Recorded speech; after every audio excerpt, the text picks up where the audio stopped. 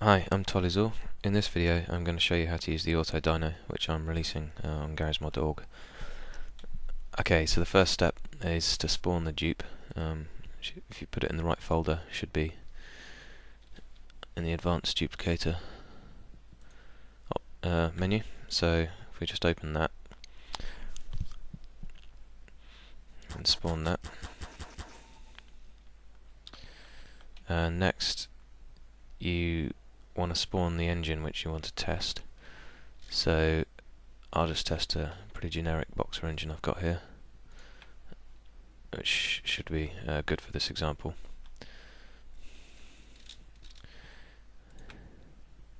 So I'll spawn that so that the crankshaft's in the same direction as the rotor of my Autodyno, so I can ball socket them together. So the next step is to take the advanced ball socket tool, make sure the settings are the same as this. So you want minimum 180 and max minus 180 for all of the XYZ, zero friction and free movement here. So we can strain those together, and then obviously unfreeze the engine, unfreeze the dyno, and start the engine. If we get it going like that, it would help if it was the right direction. Right, so once it's spinning in the right direction, just press test, and it'll start the test. Now I'll speed this up, but a quick explanation of what it'll do. First it'll get to max speed to find the maximum speed of the engine. Then it'll gradually drop that down to 0 to find the torque at each increment. Then it will let the engine spin itself up unloaded to find the inertia, and then it'll finish. So I'll speed this up. Okay, so the test is almost finished now. It'll normally take a few minutes to do the test, depending on how many test increments you set here. Now, you also hopefully notice the loading bar here, which will tell you how long it's got to do. When it's finished, it'll print the results to the screen and tell you with a hint, like you just saw. So you see it'll give you a load of graphs, a load of numbers, and it'll look pretty confusing, I guess. For the majority of users, you don't have to do anything except for read the very first number here, which gives you the horsepower. So we've got 8.318 horsepower at 342 RPM. So that would be this point on the graph here. 342 RPM is the speed you want to make your motor run at, using wheel size or gears for the maximum power. The second most important thing here is the torque, and that's kind of the turning force that the motor will output. That's got a different operating speed here. The max torque for your motor would be here. So if your motor was climbing a hill ungeared, you'd want it to be spinning at this speed here.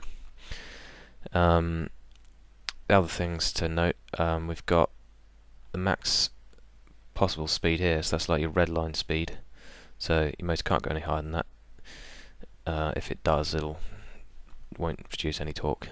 And here's your minimum speed. Now in this case we've got 0, so that means this engine can't stall. Different engines, so with a different timing method, or an explosion engine or hydraulic engine will be different. But this is a very generic graph for a thruster engine. Next we've got RSD. Now that's relative standard deviation.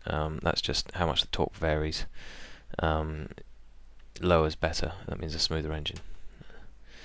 Now you can see here it only really varied very much right at the end, and that's pretty common as well. When the engine gets to its highest speed, typically the Gmod speed limit will screw with it. So that's why it's been so rough at its highest speed. And the final test output that we've got is the crankshaft moment of inertia. Now that will determine how quickly the engine can accelerate. If you really want to, you can work it out by just dividing the torque at whatever speed you want by that number, and that'll give you the acceleration at that speed of an unloaded engine. And finally, the server physics conditions are shown here, and they will all affect the results that you get, because generally air resistance is the thing which slows engines down, etc., etc. A couple of notes about these results and how to change them. You can obviously run this test through a gearbox, and you'll find that the same engine will have a lower power because the gearbox is inefficient, so it'll lose power to friction. The torque should be whatever ratio your gearbox was at, so if you have a 2-to-1 gearbox, your torque should double, and your speed should halve. Now there's a couple of options on this screen. You can change the contrast by just pressing the middle. That's if you're using HDR, the white will bleach out all the text. And you can also change the units. We've got imperial here, as most people are used to it, horsepower, foot-pound force, torque, and RPM. We can change to SI units, which uses watts, newton meters, and radians per second. And then finally garage mod units, which are the same as SI units, except they use garage mod length units rather than meters. And that's pretty much it. If you want to start a new test, you can just press the test button again.